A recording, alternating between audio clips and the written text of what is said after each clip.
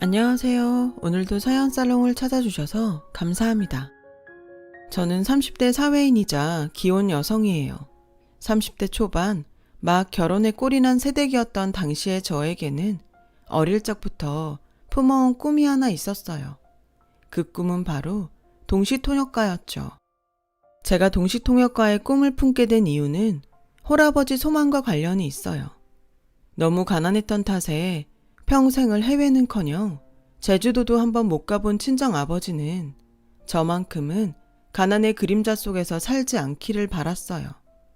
외국도 종종 다니면서 그렇게 살기를 바랐죠. 그런 친정아버지는 저에게만큼은 어려운 집안 사정을 느끼지 못할 정도로 아낌없이 베풀며 공부를 지원했고, 저는 친정아버지의 서름을 저의 삶을 통해서 대신 갚기 위해 동시통역가를 꿈꾸게 되었죠. 동시통역가란 직업활동을 유지하면서도 해외에 나갈 수 있는 기회가 자주 있으니까요. 하지만 그 꿈은 결코 쉬운 길이 아니더라고요. 생각해보면 당연해요. 한국어와 외국어, 최소한 2개 국어를 원어민처럼 자유자재로 구사할 수 있어야만 가능한 직업이거든요. 격식을 차려야 하는 자리에서의 통역 같은 경우엔 원어민보다 외국어를 훨씬 깊이 이해하고 있어야 하기도 하고요. 특히나 저는 3개 국어를 동시에 구사하는 동시통역가를 목표로 삼았기에 더더욱 험난한 길이었어요. 한국어, 영어, 그리고 독일어, 이렇게 3언어였죠. 그만큼 어려운 길이었기에 늘 최선을 다해 공부했음에도 불구하고 동시통역 자격증 시험에 낙방하기가 일쑤였어요. 그럼에도 제가 동시통역가라는 꿈을 포기하지 않을 수 있었고, 어려운 시험을 준비하는 와중에 결혼에까지 꼴이 날 수 있었던 이유는 전적으로 남편의 약속과 프로포즈 덕분이었어요. 있잖아 자기야, 남자가 와이프 뒷바라지하면서 산다고 그러면 사람들이 욕할까? 어딜 가든 꼬인 사람들은 있는 법이니까. 왜 그런 사람들 있잖아. 부부가 자기들끼리는 좋고 괜찮다는데 옆에서 괜히 배나라 감나라 하는 오지랖들. 그렇구나. 어때? 자기는 괜찮겠어? 글쎄, 무슨 얘기를 하는지를 모르겠는데. 결혼하자고. 응? 자기가 동시통역가의 꿈을 이루는 날까지 내가 남편으로서 뒷바라지 다 해줄게. 약속해. 그니까 나랑 결혼해주라. 일단 앞에 얘기 마무리부터 하면 대답해줄게. 당신이 와이프 뒷바라지나 하는 남편이라고 손가락질 받을까봐 걱정돼? 그 걱정을 안고서도 결혼하고 뒷바라지도 해주겠다는 거야? 그렇다면 좀 감동인데? 좀 많이. 아니, 난 오히려 자기가 욕먹을까봐 걱정되는 건데? 욕을? 내가 왜? 아닌 사람들도 있지만 편견 가진 사람들이 많이들 그러잖아. 뒷바라지는 부인이 남편한테 해줘야 하는 거다. 뭐 그런 편견을 가진 사람 대부분이 자기가 말한 오지랖 많은 사람들이고. 뭐야, 내 걱정이었어? 남편한테 부인 시험 뒷바라지나 시키는 몹쓸 여자라는 욕이라도 먹을까 싶어서? 당연하지. 내가 내 걱정을 뭐하러? 난 자기랑 함께 있으면 세상 아무것도 무서울 것 없는데. 나도 마찬가지라고. 당신이랑 함께 있으면 아무것도 무서울 거 없어. 당신이 힘이 되어주면 시험도 합격할 수 있을 것 같고. 그래서 말인데, 나랑 결혼하자. 내가 꼭 자격증 시험도 합격하고 성공해서 당신 호강시켜줄게. 그렇게 저와 남편은 결혼 준비를 시작했어요. 저희는 둘이 함께라면 아무 걱정도 없을 만큼 행복할 줄 알았죠. 남편은 저의 동시통역가 시험을 뒷바라지하기로 약속했고, 저는 그런 남편을 평생 지켜주기로 약속했으니까요. 그때 저희는 진짜 이 세상에 무서울 것 따위는 전혀 없다고 생각했어요. 하지만 아니더라고요. 주변 모든 사람들이 축복하는 저희 부부의 결혼에 오직 단 한 사람만이 고가운 시선을 보냈죠. 그 사람은 앞으로 계속 문제가 될 시모였어요. 천성이 검소하고 반듯한 남편과는 다르게 부자 갑질이 일상인데다 심성이 배배 꼬이기까지 한 시모. 그런 시모는 결혼을 준비하던 때부터 저를 못마땅하게 여긴 유일한 사람이었어요. 그 이유는 다름 아닌 혼수 때문이었죠. 솔직히 제가 혼수를 부족하게라도 해갔으면 최소한 억울하지는 않겠어요. 친정아버지는 가난할지언정 딸인 저에게만큼은 아낌없이 베푸는 분이라고 했잖아요. 혼수도 마찬가지였어요. 친정아버지가 아끼고 아껴가며 모은 적금을 탈탈 털어 마련한 돈으로 격식에 어긋나지 않을 만큼의 혼수는 다 마련했단 말이에요. 시댁 친척 어른들도 저의 친정아버지가 마련한 혼수에 대단히 만족했고요. 만족을 넘어서 친정아버지에게 감사의 인사를 전할 정도였어요. 그러나 시모만큼은 혼수에 만족하지 않았고 당연히 불만도 아주 컸죠. 시모가 내놓으라고 요구했던 혼수 금액 최소 1억 5천만 원을 맞춰주지는 못했으니까요. 나 혼자 1억 5천만 원이 말처럼 쉬운 돈도 아니고 가뜩이나 베베 꼬인 시모인데 혼수에 대한 불만을 품은 채로 결혼까지 시켰으니 저의 결혼 생활이 오죽이나 험난했을까요? 시작부터 만만치 않았죠. 저를 향한 시모의 타박은 입만 열면 기승전 돈이었어요. 언제나 돈으로 시작해서 돈으로 끝나는 셈이었죠. 당시 큰 식당을 경영하고 있던 시모는 지역에서 어깨 떵떵거리며 산다는 말도 심심찮게 들리는 부자였고 가난한 데다 혼수까지 못마땅하게 해온 며느리인 저를 향한 타박과 유세가 정말 대단했어요. 매번 이런 식이었죠. 너 아직도 공부 같은 거 한다면서 동시통역관이 뭐시기니? 암튼 그딴 거 다 쓸데없다. 아니 말로 여자가 배워서 어디다 쓴다던? 예로부터 암탉 울음소리가 담장을 넘어가면 집안이 망하는 법이야. 글쎄요. 제가 동시통역가가 되는 게 집안이 망하는 길은 아닌 것 같은데요. 없는 처지면 자식 교육이라도 힘쓰던가. 사돈은 딸 자식을 어떻게 가르친 거야 대체? 네? 지금 그게 무슨 시어머니한테 버릇없이 따박따박 말대꾸나 해대니 하는 말이다. 그건 어머님이 먼저 제 꿈을 두고 암탉이니 어쩌니 험담을 하니까 그런 거죠. 아 시끄럽고 쓰잘데기 없는 동시통역과 공부니 뭐니 그딴 거 당장에 때려치우고 남의 집 식모살이라도 하니라. 당장 이혼당하기 싫으면 식모살이를 해서라도 결혼할 때 못다 채운 혼수들 마저 채워놓으라는 얘기야. 진심으로요? 세상에 혼수를 1억 5천씩이나 해오는 사람이 얼마나 된다고요. 그럼 시애미가 며느리 따위랑 말장난이나 할 입장이니? 따위라뇨.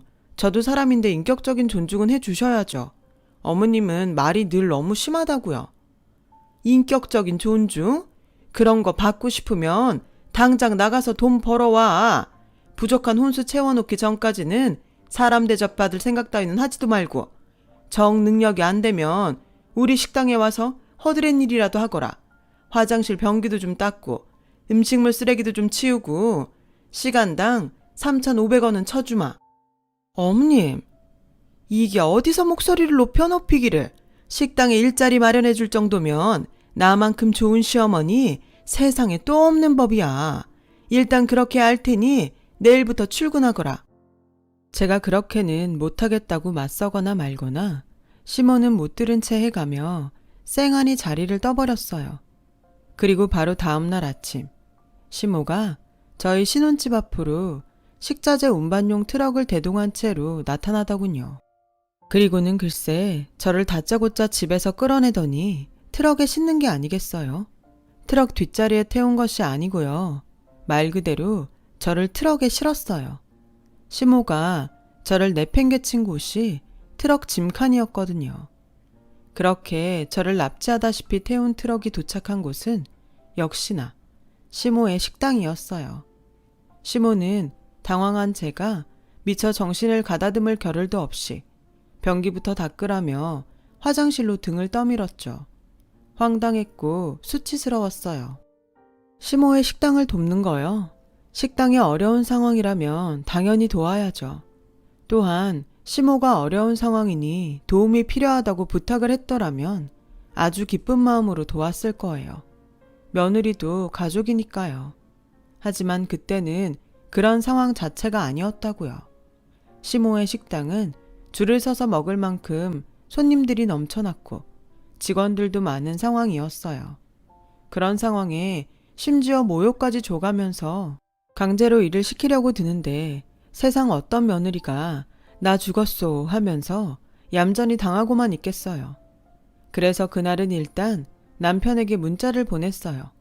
시모한테 억지로 끌려와서 모욕을 당하고 있으니 빨리 나를 데리러 와달라고요. 다행히 금세 도착한 남편이 저에게서 시모를 떼어넣은 덕분에 첫날의 수모는 일단락 지어졌지만 그 후로부터 한동안 비슷한 실랑이가 이어졌어요. 시모는 매일 새벽같이 식자재 트럭을 대동해 신혼집에 들이닥쳤죠. 그때마다 저는 남편과 미리 말을 맞춘 대로 문을 열어주지 않는다거나 시모가 신혼집에 도착하기 전에 도서관에 도착해 동시통역과 자격증 시험을 위한 공부를 시작한다거나 하는 식으로 대응했어요. 그럼에도 시모의 식당 허드렛일 타령은 그치지를 않았고 저는 어쩔 수 없이 시모에게 맞서기로 다짐했어요. 시모가 저를 타박하는 이유는 욕심을 채우지 못한 혼수 때문이었기에 더더욱 참아서는 안 된다는 생각이 들었거든요.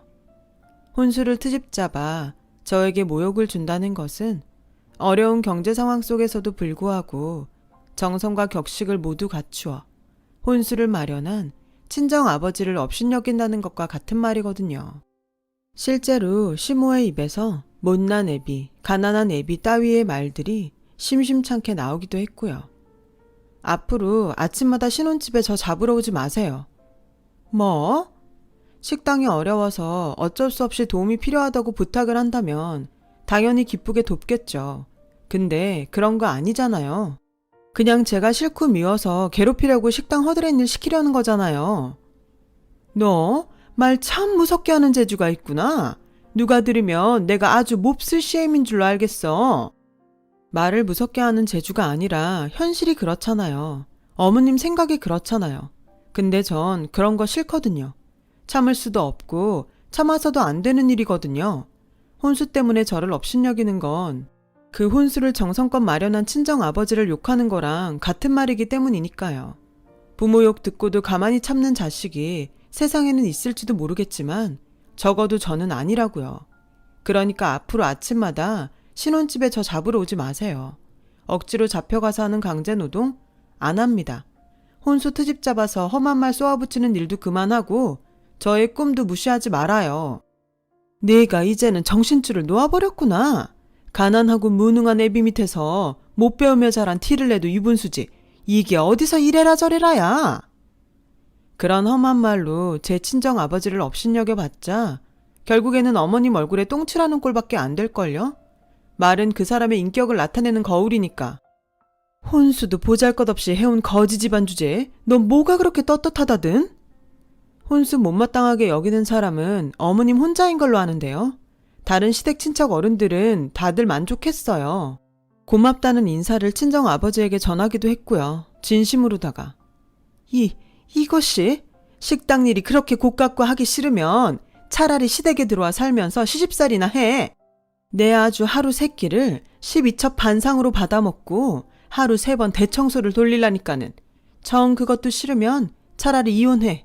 멀쩡한 내 아들놈 팔자 망치지 말고. 이혼을 제가 왜요? 어머님이 절 마음에 들어하지 않으면 저희 부부가 이혼을 해야 하는 건가요? 너 싫어하는 거 어디 나뿐인 줄 알아? 우리 아들도 너 싫어해. 그때 저희 연락을 미리 받은 남편이 도착했어요. 저에게 악다구니를 치는 모습을 남편에게 들켜버린 시모는 순간 사색이 되었고 남편은 짧은 한숨을 툭 떨구고는 시모를 향해 한마디를 남기며 저를 데리고 자리를 떴죠. 적당히 좀 해. 아무리 내 엄마고 저 사람 시어머니라지만 해도 이건 너무 표독스럽잖아. 엄마가 아무리 그래봤자 난 저 사람 사랑하고 사랑하는 마음 변치 않을 거야. 내 말 무슨 뜻인지 알아들어요? 엄마가 며느리를 업신여기면 업신여길수록 아들이 나와의 사이도 자꾸만 멀어진다는 얘기야. 그러기 싫으면 정상적으로 좀 살자. 제발. 그렇게 시모와의 1차전을 승리로 가져온 저와 남편은 속이 후련한 심정이었어요. 결혼 직후부터 시모에게 당한 것들이 너무 많았으니까요. 덕분에 남편을 향한 저의 사랑은 더 깊어졌고요. 이 사람이라면 지옥불 속에서도 오직 내 편이겠구나 하는 생각으로 무척 든든했죠. 저를 향한 사랑이 지극하기는 남편도 마찬가지였어요. 저를 괴롭히기 위해 수시로 접근하는 시모에게 보란듯이 저의 시험 준비를 위한 뒷바라지를 더욱 헌신적으로 이어갔죠. 서로 의지해가며 어려움을 이겨내는 한편 시모와의 접촉을 최대한 줄이는 방향으로 시모와의 불화로부터 벗어나기 위해 노력했습니다. 그러자 시모가 자신의 꼬장이 더 이상 먹히지 않는다는 걸 깨달은 모양인지 한동안 잠잠해졌어요. 이에 저와 남편은 한시름 놓을 수 있었죠. 하지만 한동안 잠잠하게 보내던 시모는 절치부심한 끝에 하나의 수작질을 떠올린 모양이었어요. 저의 길을 꺾어놓은 다음에 시모 마음대로 저를 휘두르기 위한 수작질이었죠. 그 수작질의 시작은 그동안 잘못을 사과할 테니 시댁에 혼자 오라는 시모의 문자 한 통으로부터 시작되었어요. 시모에게서 뜬금없는 사과의 문자를 받은 저는 의문에 사로잡혔어요. 시모가 반성을 했나? 하는 의문이 아니라 이번엔 또 무슨 짓을 벌이려고 이러나? 하는 의문이었죠. 그래서 저는 시모의 문자대로 시댁을 혼자 찾아갔어요. 모르고 당할 바에야 차라리 미리 알아낸 다음에 대비책을 마련해 주자는 생각에서였죠. 물론 어떤 상황이 전개될지 모르니 남편한테 얘기하려 전화를 걸었는데 남편이 전화를 끊지 말고 켜두라고 하더군요. 시모와 저의 대화를 들을 수 있도록요. 시모는 제가 미처 무슨 일인지 묻기도 전에 대뜸 한다는 말이 다름이 아니라 요즘 우리가 많이 소원했잖니? 명색이 며느리와 시댁 사이인데 오며 가며 교류도 뜸했고 그래서 그런가? 내 손이 시누이가 너를 많이 보고 싶어 하더라. 그래서 불렀단다. 시누이요? 친척인가요? 친척은 무슨 네 남편의 친누나야. 남편 외동아들이잖아요. 보면 다 알게 되어 있어. 어디 갔니 해피? 내가 보고 싶어 하던 손아래 동서 왔단다. 그러자 쪼르르 나타나 시모의 품에 안기는 치와와 한 마리. 네, 맞아요. 강아지요. 강아지. 개. 시모가 저에게 손이 시누이라며 소개한 대상은 해피라는 이름의 애완견이었어요. 기가 막히고 코가 찰 노릇이었죠. 지금 진심으로 하는 말인가요? 뭘 당황하고 그런다니? 내가 얘를 아기 때부터 벌써 5년째 가족으로 키우고 있어요. 강아지 나이 5년이라면 사람 나이로는 36쯤 되는 법이니 내 남편에게는 친누나가 되는 셈이고 너한테는 손이 시누이. 맞잖아? 와, 아무리 그래도 어떡해. 여기서 잠깐 말씀드리자면 저는 애완견도 애견인도 싫어하지 않아요. 각자의 가치관을 모두 존중하는 태도로 살아왔습니다. 문제는 애완견을 앞세운 시모의 극악무도한 행태였을 뿐이죠. 대체 어땠냐고요? 네가 하도 식당 일을 꺼려하길래 찾아낸 방법이야. 앞으로 매일 끼니 때마다 시댁에 들려서 시누이 밥상 차리거라. 밥상도 차릴 겸 때마다 산책도 시켜놓고 행여나 강아지라고 해서 만만하게 대할 생각은 꿈도 꾸지 말어. 분명히 말하지만 우리 해피는 너의 손이 시누이인 만큼 서운함 없이 깍듯하게 모시거라. 너무 당황스럽고 기가 막힌 탓에 제가 미처 어떤 반응조차 보이지 못하는 사이에 이어지는 시모의 발언이 아주 가관이더군요. 왜? 싫으니? 식당 일도 곱깝다. 당연히 해야 되는 시누이 대접도 곱깝다. 시댁이 그렇게 매사 곱깝기만 하면 차라리 이혼을 하든가. 너 이혼녀 되기가 무서워서 정 안 되겠으면 결혼할 때 다 해오지 못한 혼수 삼아서 시누이 앞으로 떡 부러진 집이나 한 채 해놓든가. 다시 말하지만 우리 해피는 너의 손이 시누이야. 당연히 사람 사는 집이어야 한다. 나 이거원 싫다면요. 애완견을 시누이랍시고 깍듯하게 모시고 살기도 싫고 시누이랍시고 사람 사는 집 한 채 떡 하니 해주기 싫다면요. 그땐 어쩔 생각인데요. 시누이가 허락하지 않으면 나 죽고 나서도 너희 부부에게는 유산 한 푼 없을 줄 알아. 뭘 되게 착각하고 있는 모양인데요. 제가 언제 유산 얘기 한마디 입에 올린 적이라도 있나요? 아니잖아요. 애초에 유산 같은 건 관심조차 없었으니까. 그럼 내 유산이라도 받지 않으면 남의 집 귀한 아들을 누구네 친정처럼 평생 가난배기 신세로 만들 작정이라더냐? 입은 삐뚤어졌어도 말은 똑바로 해야죠. 지금 아들 걱정해서 이러는 거 아니잖아요. 며느리 기 꺾어 놓은 다음에 당신 마음대로 이리저리 휘두르려고 수작질 부리는 거잖아. 뭐?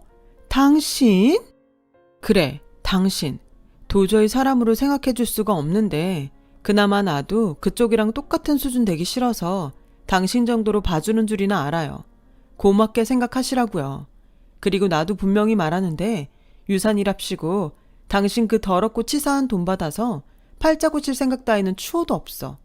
유산 운운하면 내가 굽실거릴 거라는 생각은 아주 큰 오산이라고. 난 누가 뭐래도 시험에 붙어서 반드시 내 힘으로 자수성가도 하고 당신 아들 호강시켜주고야 말 테니까. 그러자 한참을 콧방귀나 픽픽 끼어대던 시모가 거만하게 팔짱을 끼며 말을 이었어요. 안 되겠다. 너 시애미가 오늘 버르장머리가 뭔지 제대로 가르쳐주마. 당신 본인부터가 버르장머리 없으면서 누가 누구한테? 바로 그때 저에게 아주 든든한 지원군이 나타났어요. 저의 남편이었죠. 휴대전화를 통해 시모의 악다구니를 고스란히 전해들으면서 시댁으로 달려온 남편은 아무 말 없이 저를 꼭 끌어안아 주었어요. 그리고는 저의 손을 붙잡고 시댁의 현관을 향해 걸음을 옮겼어요. 당황한 시모가 급히 남편의 앞을 막아섰지만 남편이 제 편이라는 사실은 달라지지 않았죠. 너 지금 이게 무슨 짓이니? 앞으로 엄마 안 보고 살 작정이야? 이러지 않으면 내가 무슨 용기로 엄마 얼굴을 보면서 더 살아야 할까? 엄마가 앞으로 어떤 짓을 더 벌일지도 모르는데. 그러니까 애초에 내가 이 결혼은 안 된다고 했잖아. 착각하지 말아요. 엄마도 가족이지만 이 사람도 나한테는 가족이야. 지금처럼 어쩔 수 없이 둘 중 하나를 선택해야 하는 상황이라면 난 당연히 이 사람이라고. 그놈의 혼수. 돈 욕심 때문에 며느리한테 칼춤이나 쳐대는 사람하고는 앞으로 마주치는 일 없었으면 좋겠는데 그렇게 해줄 거죠? 곧장 시댁을 떠나며 저와 남편은 시모와 의절했고 의절을 환동하는 무척이나 평온한 날들을 보냈어요.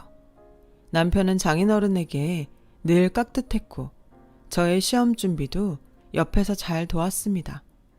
저는 남편의 뒷바라지와 친정아버지의 보살핌 덕분에 공부에 매진할 수 있었고요.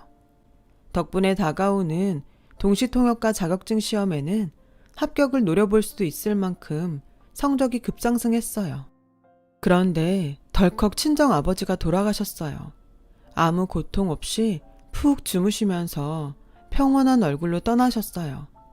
친정아버지가 평생을 올바르게 살아온 덕분에 장례식장은 첫날부터 인산인해를 이루었고 저는 고통 없이 떠나셨으니 그래도 다행이라며 스스로 위로했지만 동시통역과의 꿈을 이루는 모습을 친정아버지에게 보여주지 못했다는 서름이 마음 가득했어요. 그런 저의 마음을 알고 있던 남편은 한시도 제 곁을 떠나지 않더라고요. 최선을 다해 친정아버지의 장례를 모셨죠. 그런데 남편 덕분에 겨우 마음을 추스른 제 앞으로 불청객 하나가 불쑥 나타났어요. 그날은 조문객들이 가장 많았던 장례식 첫날.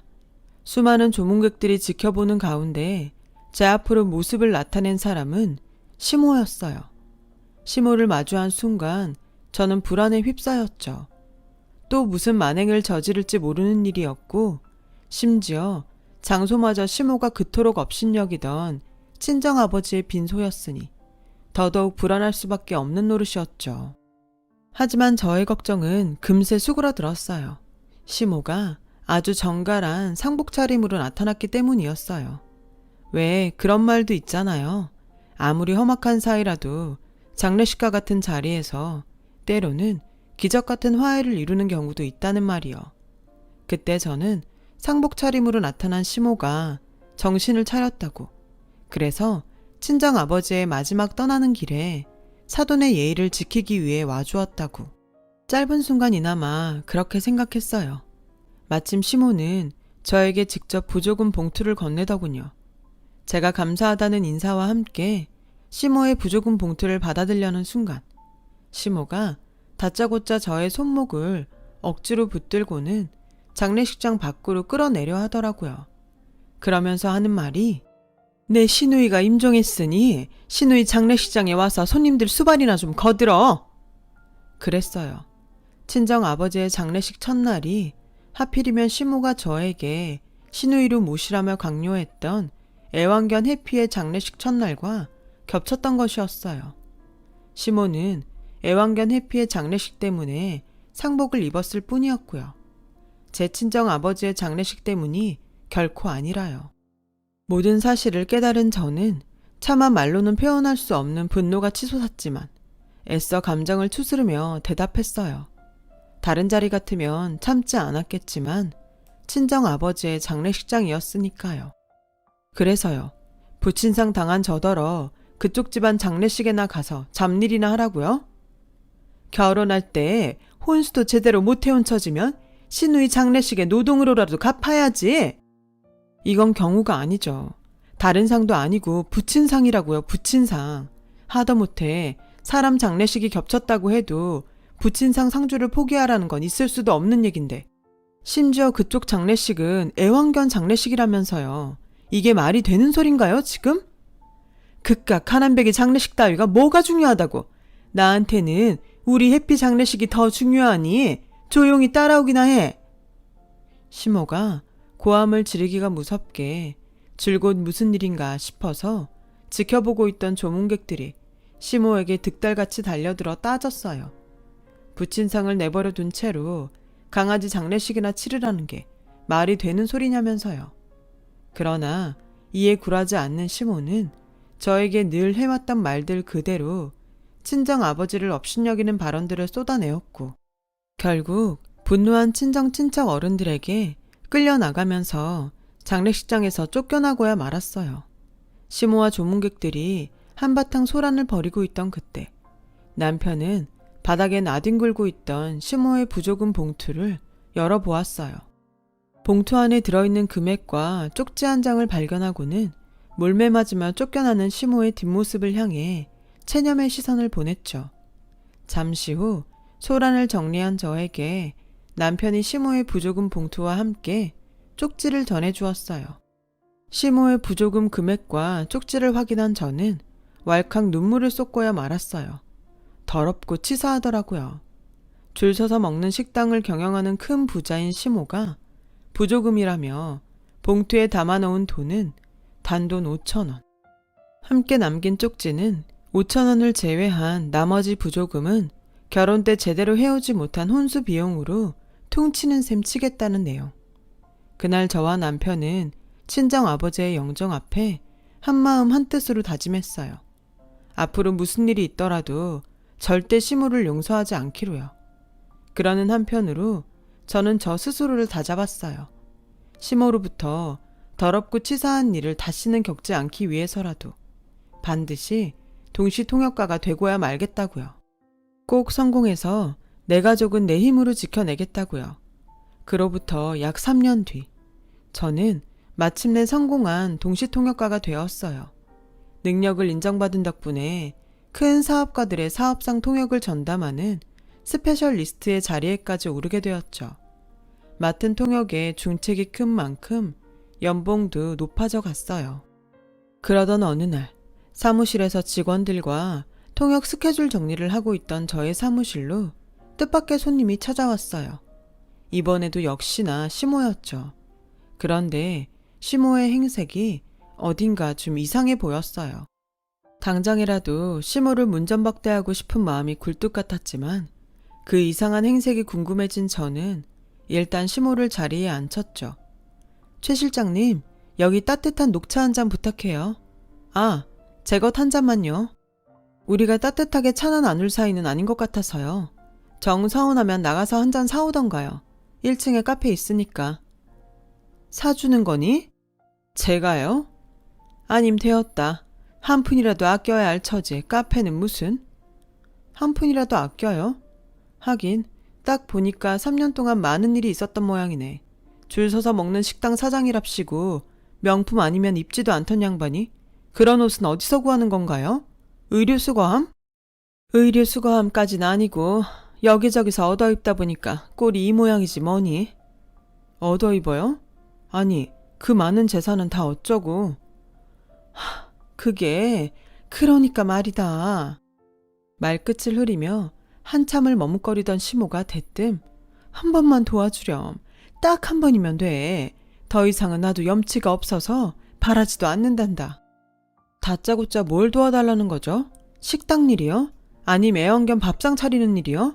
그 사이 다른 애완견들이셨나? 사기를 당했어. 식당까지 저당 잡혀가면서 투자를 좀 했는데 그게 사기였다더구나. 사기요? 이게 어떻게 된 일이냐면 시모의 말을 요약하자면 이랬어요. 시모에게는 외국 요식업 프랜차이즈 런칭 전문 컨설팅 업체가 접근했더더라고요. 그 컨설팅 업체는 줄 서서 먹던 시모의 식당을 바탕으로 해외 프랜차이즈 사업 런칭을 제안했는데 사실은 그들 모두가 사기꾼이었던 거죠. 그런 줄은 까맣게 모르던 시모는 일반 부자에서 재벌 수준으로 신분 상승을 할 수 있겠다는 헛된 욕심에 빠져 식당부터 시작해 가진 모든 재산들을 저당 잡혀가면서까지 프랜차이즈 사업의 투자금으로 몽땅 밀어 넣었던 거고요. 시모가 영어를 제대로 할 수 있었다면 최소한 영어에 능통한 통역가의 도움을 받았더라면 충분히 맞고도 남을 만큼 허술하기 짝이 없는 사기라는 점이었어요. 다만 그 통역비가 무척 아까웠던 시모는 그래서 중간에 자기들이 있는 거라며 자기들이 알아서 해주겠다는 그 사람들이 하는 말을 굳이 곧대로 믿었다고 해요. 막을 수 있었던 사기를 꼼짝없이 당해버렸을 뿐이었고요. 결국 시모는 가진 모든 재산을 싹 날려먹은 채로 집도 절도 없이 떠도는 가난뱅이가 되었으니 본인 신세에 스스로 망친 셈이라고 해야 하나요? 그리고 시모가 본인 신세에 스스로 망친 것이 하나 더 있었는데요. 대충 상황은 알겠고요. 바쁘니까 용건만 간단히 하죠. 부탁이라는 게 대체 뭔가요? 그 사기꾼 놈들이 외국 회사라 소송을 걸어서 돈을 돌려받으려면 외국에 소송을 걸어야 한다는구나. 그래서요. 알다시피 난 영어를 한마디도 못하잖니? 통역을 해달라. 우리가 어떤 사이인지, 당신이 나랑 친정아버지한테 무슨 짓을 했는지 벌써 잊은 건 아니죠? 알지. 나도 염치가 없지만서도 지금 처지에 돈 주고 통역가를 고용할 여유가 없어가지고. 변호사 비용은 있고요. 외국 변호사 비쌀 텐데. 외국 변호사를 꼭 써야 한다든? 한국 국선 변호사는 안 될까? 외국에 소송을 걸려면 외국 변호사를 써야죠. 나라마다 법이 다 다른데. 암튼 통역가로서 제 대답은 이렇습니다. 내가 할 수 있는 통역이 아니에요. 아니 왜? 너 잘 나간다며? 능력 있는 동시 통역가라며? 능력 있는 동시 통역가인 건 맞는데 경우가 다르죠. 난 강아지 말 같은 건 통역할 줄 모르거든요. 인간의 언어를 번역하는 통역가니까. 그게 무슨? 강아지가 내 시누이라면 당신도 강아지일 텐데 난 멍멍, 으르렁, 깽깽 그런 말 모른다고. 나 지금 많이 바쁜데 여기 계속 있을 겁니까? 시모가 저의 바지가랑이를 붙들고 애원했지만 저는 눈썹 하나 까딱하지 않았어요. 솔직히 말하자면 통쾌한 표정을 감추느라 고생 꽤나 했죠. 남편과 함께 친정아버지의 영정사진 앞에 다졌던 시모를 절대 용서하지 않겠다는 다짐도 지켰고 시모로부터 받았던 서름도 모두 떨쳐내었으니까요. 그렇게 지금 저는 오늘도 능력 있는 동시통역가로 성공을 이어가고 있어요. 저의 성공을 만들어준 남편의 자부심 또한 아주 대단하고요. 저는 저대로 남편을 호강시켜 주겠다는 약속을 지키며 살고 있답니다. 시모는 어떻게 되었냐고요? 외국 사기꾼들에게 소송을 걸지도 못한 채로 여전히 거짓골이라는 소식만 간간히 들려오고 있어요. 뻔하죠. 외국 변호사도 시모의 말을 통역할 동시통역가도 구할 수 있는 능력이 없었을 테니까요. 그래서 사람은 올바르게 살아야 한다니까요. 저도 항상 올바르게 살아가려고 노력하고 있습니다. 긴 이야기 들어주신 분들 감사합니다. 여러분의 곁에 좋은 사람들만 함께하길 바랍니다. 여러분, 사연 댓글에 응원과 현명한 조언 부탁드려요. 좋아요와 구독은 저에게 큰 힘이 됩니다. 오늘도 좋은 일 가득하세요.